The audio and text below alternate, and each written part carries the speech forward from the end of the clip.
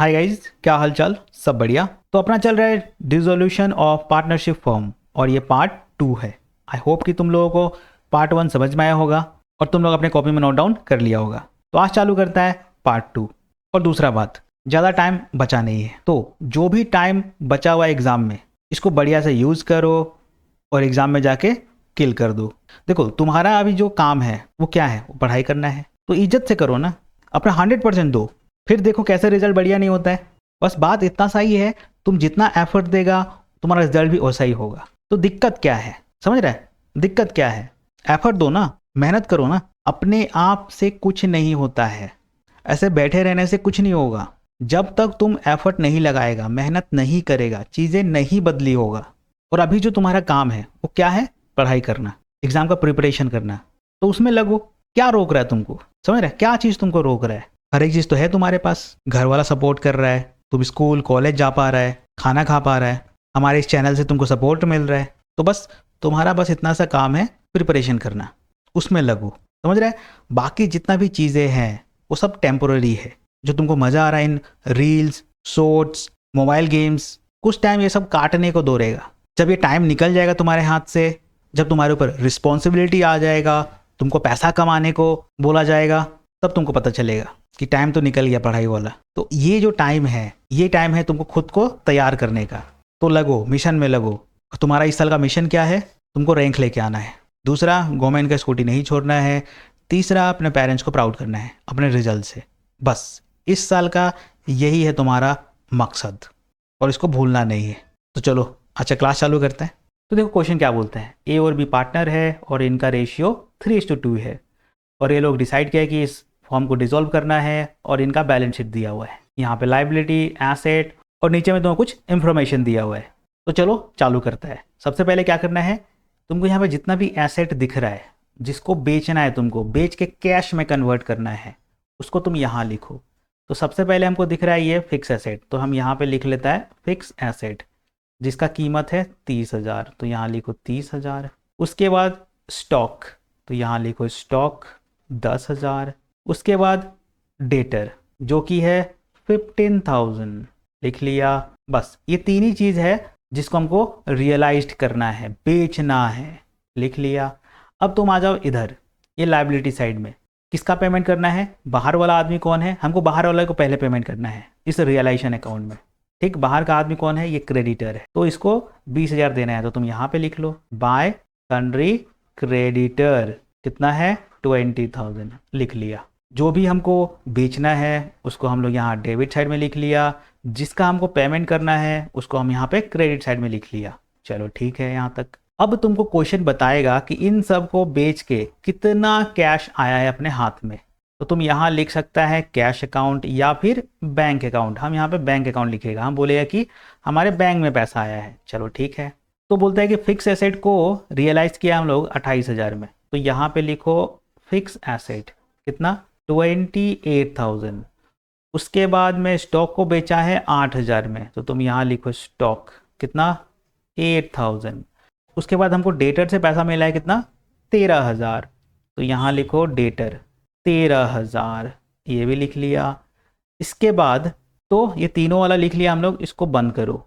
और ये जो बैंक अकाउंट में जो पैसा आया है इनको बेच के, इसका टोटल हमको बताओ, बस इन तीनों का टोटल। 28,000 प्लस 8,000 प्लस 13,000, तो ये मिलेगा तुमको 49,000, लिख लिया। अब ये जो क्रेडिटर है यहाँ पे, जिसको 20,000 देना है, इसका भी पेमेंट करना है। तो यहाँ तुम लिखेगा पेमेंट साइड में, यहाँ लिखेगा टू बैंक अकाउंट। और तुम देखो क्या इसके बारे में क्वेश्चन कुछ बताया है? तो बोल रहा है कि creditors are paid at a discount of 10%। मतलब हमको 20,000 देना था और इसको, और इनका हम पेमेंट किया है कितना? 10% डिस्काउंट में। मतलब यहाँ से तुम 10% माइनस करेगा, तो 10% कितना होगा? 2,000। तो 20,000 में से 2,000 तुमको डिस्काउंट मिल गया, तो तुम कितना दिया होगा? तुम 18,000 दिया होगा। तो तुम यहाँ लिखो क्रेडिटर, ठीक, यहाँ लिखो 18,000 अंदर। इसके बाद क्वेश्चन बोलता है कि एक्सपेंसेस ऑन रियलाइजेशन 1,500। तो कुछ खर्चा हो गया है, जब ये तुम रियलाइज कर रहा था, चीज़ों को बेच रहा था, तो उसमें कुछ छोटा मोटा खर्चा हो गया 1,500, तो तुम यहाँ लिखेगा एक्सपेंस 1,500। तो ये दोनों मिला है कितना होगा? मतलब 19,500 का तुम पेमेंट किया है इन दोनों को मिला के। यहाँ तक ठीक है? कोई दिक्कत नहीं होना चाहिए। जा रहा है कुछ खोपड़ी में बात। जो भी हमको करना था कर दिया रियलाइजेशन में। क्या किया हम लोग, जो भी एसेट को बेचना था इधर लिखा है, इनको बेच के जो भी पैसा आया है यहाँ बैंक अकाउंट में लिखा है जो कि 49,000 है। इसके बाद ये जो क्रेडिटर है इसका पेमेंट करना है, कितना 20,000। लेकिन जब हम पेमेंट किया तो हमको 10,000 का, हमको 10% का डिस्काउंट मिल गया, तो हम 18,000 दे के आया है। और ये एक्सपेंस 1500 का हो गया, तो टोटल तुम पेमेंट किया 19,500। ठीक, चलो अब तुम कर दो इसको बंद। और ये बोथ साइड का टोटल पहले हमको तुम मार के बताओ। तो ये जो डेबिट साइड है मतलब पेमेंट वाला साइड है, ये पेमेंट वाला साइड है, इस साइड का टोटल हमको दिख रहा है 74,500। और ये जो रिसीव्ड साइड है, बेच के जो पैसा आया है, ये वाला जो साइड जो होता है इसका टोटल बताओ कितना होता है। तो ये जो साइड है क्रेडिट वाला साइड, रिसीप्ट वाला साइड, इसका टोटल हमको दिख रहा है 69,000। और ये जो पेमेंट वाला साइड है ये है तुम्हारा 74,500। अब हमको ये बताओ कि कौन सा बड़ा है इन दोनों नंबर से, ये और इन दोनों में कौन सा बड़ा तुमको दिख रहा है। तो 74,500 बड़ा है, मतलब ये साइड बड़ा है, ये साइड डेबिट वाला साइड। तो लिख डालो यहाँ पे 74,500। ये सेम चीज़ तुम यहाँ लिखो 74,500। तो अब क्या हो गया, अब हो गया यहाँ पे लॉस। कैसे लॉस, क्योंकि तुम पेमेंट किया है 74,500, मतलब ये जो पेमेंट वाला साइड है ये हमको दिख रहा है 74,500। ये क्या है, ये माइनस साइड है, ये माइनस वाला साइड है। और ये जो पॉजिटिव वाला साइड है ये है 69,000, मतलब तुम लॉस में चला गया। समझ रहा है, तुम लॉस में चला गया क्योंकि ये साइड बड़ा हो गया। ऐसे समझो कि तुम्हारे हाथ में आया है 69,000 और तुम पेमेंट कर दिया है 74,500। ऐसे समझो, तो तुम ज़्यादा दे दिया ना, तुम्हारे हाथ से ज़्यादा गया है पैसा, तो ले दे के यहाँ पे लॉस दिख रहा है। अब कितना का लॉस है माइनस कर डालो, तो 5,500 का लॉस दिख रहा है हमको। तो हम क्या करेगा, यहाँ आएगा, ये छोटा साइड तो ये है ना, यहाँ लिखेगा हम 5,500 और इसको नाम देगा by loss on realisation account. और ये लॉस उठाएगा कौन, ए और बी उठाएगा। किस रेशियो में, ये रहा 3:2 रेशियो में। तो निकाल के बताओ। तो इसका होगा 3,300 और इसका होगा 2,200। यहाँ तक क्लियर है। ठीक, यहाँ तक क्लियर है कि लॉस हुआ है और ये लॉस हम 3:2 रेशियो में बांट दिया। बढ़िया। अब तुम आ जाओ इस कैपिटल अकाउंट में और यहाँ लिखो बाय बैलेंस बीडी। इनका कैपिटल कितना है बताओ। तो 20,000 कैपिटल इसका था और 15,000 कैपिटल इसका था। ठीक, क्योंकि ये लोग लॉस किया है सब कुछ ले दे के, तो यहाँ लिखो टू रियलाइजेशन अकाउंट कितना 3,300 2,200। ठीक है यहाँ तक। अब तुम इस बैलेंस शीट को देखो और कुछ बांटने लायक दिख रहा है, कुछ रिजर्व टाइप। तो ये रहा रिजर्व 5,000। ये रिजर्व का पैसा इन दोनों को बांट डालो, कितना है 5,000, मतलब 3,000 इसको जाएगा, 2,000 इसको जाएगा। ठीक, इसके बाद देखो यहाँ पे तुमको एक पीएल अकाउंट दिख रहा है, प्रॉफिट एंड लॉस अकाउंट 2,000। और ये क्या है, ये लॉस का पार्ट है। इसी साल लॉस हुआ था, उसको बांटा नहीं, यहाँ बैलेंस शीट में डाल दिया है। यही अगर इस साइड होता, प्रॉफिट एंड लॉस अकाउंट इधर दिखता, तो वो प्रॉफिट का पार्ट होता। तो क्योंकि ये लॉस का पार्ट है तो इधर आओ, ये माइनस वाला साइड होता है, ये प्लस वाला साइड होता है। तो क्योंकि ये लॉस है तो इनके खाते से हमको काटना है, माइनस करना है, तो हम इधर आएगा, इस डेबिट साइड में आएगा और यहाँ लिखेगा टू पीएल अकाउंट। तो इस 2,000 को बांटो, तो यहाँ मिलेगा हमको 1,200 और यहाँ मिलेगा 800। ठीक है यहाँ तक। तो तुम सारा काम कर चुका है इस कैपिटल अकाउंट का। अब तुम करो बंद। तो पहले हम लोग ए का हिसाब निकालते हैं। तो यहाँ होगा 23,000। सेम चीज़ तुम यहाँ भी लिखो और यहाँ लिखो टू बैंक अकाउंट। अब हमको इसमें से माइनस करके बताओ।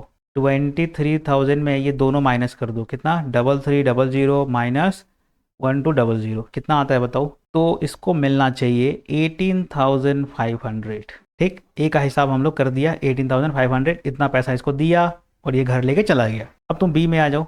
15 और 2 17,000 इसका टोटल है। ये सेम चीज़ तुम यहाँ लिखो, इसमें से ये दोनों माइनस कर दो। 17,000 माइनस 2,200 माइनस 800, तो 14,000 जो है इसको मिलना चाहिए, 14,000 मिलना चाहिए। कितना है ये 14,000 इसको मिलना चाहिए। ठीक, यहाँ तक। तो तुम कैपिटल अकाउंट भी बना लिया और तुमको मालूम चला इन दोनों को कितना पेमेंट करना है और बिजनेस बंद हो गया। समझ रहे हैं, बिजनेस बंद हो गया। इसीलिए हम लोग यहाँ पे बैलेंस शीट ही नहीं लिखा, हम यहाँ पे बैंक अकाउंट लिखा है, मतलब इन दोनों को हम इतना इतना पेमेंट किया है और मामला क्लियर। अब आ जाता है इस कैश अकाउंट में। तुम इसको बैंक अकाउंट का भी नाम दे सकता है या फिर कैश अकाउंट भी बोल सकता है, दोनों सेम चीज़ ही है।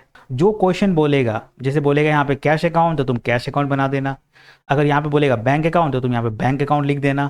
तो हमको तुम ये बताओ कि कैश में था कितना पैसा अपना बिजनेस में। ये रहा बैलेंस शीट, यहाँ पे कैश तुमको कितना दिख रहा है 3000, तो यहाँ बैलेंस बीडी में तुम लिखो 3000 कैश था अपने हाथ में। इसके बाद और पैसा कहाँ से आया, ये रहा बैंक अकाउंट में पैसा आया है सामान बेच के, कितना 49,000, तो यहाँ लिखो टू रियलाइजेशन अकाउंट, कितना 49,000। ये दो जगह से पैसा तुम्हारे हाथ में आया है, इस बिजनेस में आया है, तो टोटल कितना होगा 52,000। बंद करो। अब देखो कि तुम पेमेंट कहाँ किया है, कहाँ पैसा तुम्हारे हाथ से गया है, तो यहाँ लिखो रियलाइजेशन अकाउंट, और ये हम क्यों लिखा है, क्योंकि हम यहाँ पेमेंट किया है कितना 19,500, तो यहाँ लिखो 19,500। इसके बाद ये ए और बी का हम पेमेंट किया है कैपिटल अकाउंट में, तो हम यहाँ लिखेगा कैपिटल अकाउंट। ए को दिया हम 18,500 और बी को दिया हम 14,000। पहले इन दोनों का टोटल बताओ, 18,500 और 14,000, तो ये मिलता है 32,500, तो 32,500 और 19,500, 19,500, तो ये मिलता है हमको 52,000। बस दोनों साइड सेम मिल गया, खेल खत्म। तो ये कैश अकाउंट क्या है, ये हमको ये बताता है कि कहाँ से पैसा आया और कहाँ पैसा यूज हुआ है, समझ रहे। तो पहले से तुम्हारे हाथ में 3,000 था, प्लस ये तुम सामान बेच के तुम्हारे हाथ में 52,000 आया, तुम्हारे हाथ में 49,000 आया, तो टोटल अपने बिजनेस में पैसा जो था वो 52,000 का जुगाड़ हम लोग बैठाया था। अब ये पैसा हम लोग खर्च कहाँ किया, कहाँ कहाँ पेमेंट किया है वो भी दिखना चाहिए। एक तो तुम 19,500 इन दोनों को पेमेंट किया, एक क्रेडिटर और एक्सपेंस, तो ये हो गया 19,500।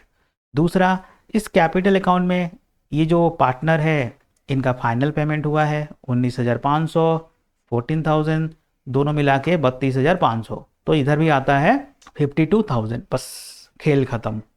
अगर दोनों मिल गया सेम तो बस काम हो गया, अगर नहीं मिला फिर गड़बड़ है। अगर ये बोथ साइड नहीं मिलता मतलब कुछ ना कुछ गड़बड़ हुआ है, और वो गड़बड़ कहीं भी हो सकता है, समझ रहे हैं। इस रियलाइजेशन में भी गड़बड़ हो सकता है, इस कैपिटल अकाउंट में भी, या फिर कैश अकाउंट में। तो अगर ये टेली नहीं हुआ, ये दोनों नहीं मिला, तो फिर तुम टेंशन में आ जाएगा। तुमको दोबारा चीज़ें देखना पड़ेगा कि हो सकता है तुम कुछ छोड़ दिया हो या फिर कुछ कैलकुलेशन गलती किया हो, तो वो तुमको वापस चेक करना पड़ेगा। ठीक है यहाँ तक। अब ये देखो नेक्स्ट क्वेश्चन, ये है तुम्हारा होमवर्क, इसको तुम अभी के अभी सॉल्व करेगा, और जो भी आंसर आता है वो तुम हमको कमेंट बॉक्स में लिख के बताएगा। तो फाकी बिल्कुल नहीं देना है, अभी के अभी करना है। एक बार तुम इसको सॉल्व कर लिया, सारा डाउट सारा मामला क्लियर हो जाएगा। तो जरूर से सॉल्व करना है इसको, और जो भी आंसर आता है कमेंट बॉक्स में लिख के बताओ। ठीक, तो ये था अपना डिसोल्यूशन और पार्टनरशिप का पार्ट 2। आई होप तुम लोगों को समझ में आया होगा। तो यहाँ से काम तुम लोगों का चालू होता है। अभी तक हम लोग जितना भी क्वेश्चन सॉल्व किया है उसको अपने कॉपी में नोट डाउन करो और सॉल्व करो, खुद से सॉल्व करो। जब तक तुम खुद से सॉल्व नहीं करेगा चीज़ें क्लियर नहीं होगा, तुम डाउट में रहेगा, समझ रहे। एक बार तुम बना लिया तो देखना सारा डाउट सारा दिक्कत क्लियर हो जाएगा। तो चलो ठीक है, फिर अभी के लिए इतना ही रखता है। वीडियो को लाइक कर देना, दोस्तों में शेयर कर देना, और चैनल को सब्सक्राइब कर देना। Bye bye.